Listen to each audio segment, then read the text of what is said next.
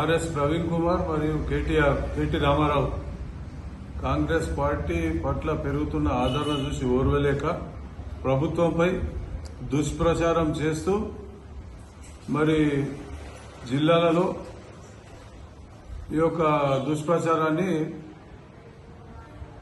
కాంగ్రెస్ పార్టీపై ఎండగట్టాలని చూస్తా ఉన్నారు. కానీ ప్రజలు విద్యార్థులు ఈ ఫుడ్ పాయిజనింగ్ కేసులో దాని వెనుక ఎవరున్నారో దాన్ని విచారణ చేయించి వాళ్ళని చట్టరీత్యా చర్య తీసుకుంటాం.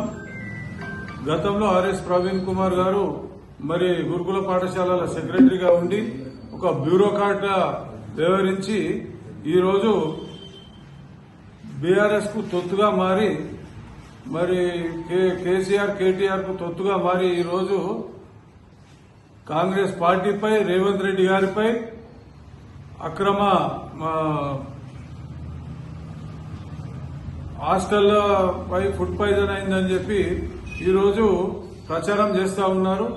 మరి కాంగ్రెస్ పార్టీ 9 నెలలనే అధికారంలోకి వచ్చిన తర్వాత 19,000 కోట్లు రుణమాఫీ చేస్తూ 6 గ్యారెంటీలు అమలు చేస్తూ బీద మహిళలకు బస్ సౌకర్యం కల్పిస్తూ కరెంటు మాఫీ చేస్తూ అలాగే సుమారు రైతులకు 5 రోజుల్లోనే ఒకటే రోజులో మరి సన్న బియ్యం గాని దొడ్డు బియ్యం గాని కొని వాళ్లకు సన్న బియ్యానికి 500 రూపీస్ 500 రూపాయల బోనస్ కూడా ఇస్తూ మరి ప్రజల మన్నలు పొందుతూ ఉంటే వీరు చూసి ఓర్వలేక బీఆర్ఎస్ పార్టీ ప్రతిష్ట రాను దిగజారిపోతుందనే ఓర్వలేకనే కాంగ్రెస్ పార్టీపై దుష్ప్రచారం చేస్తా ఉన్నారు.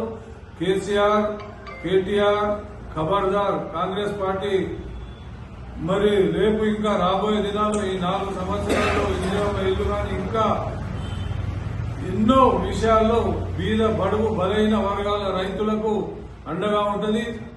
కాంగ్రెస్ పార్టీ అధికారంలోకి రాగానే 50,000 ఉద్యోగాలు ఇచ్చిన ఘనత కూడా కాంగ్రెస్ పార్టీది రేవంత్ రెడ్డి గారిది అని నేను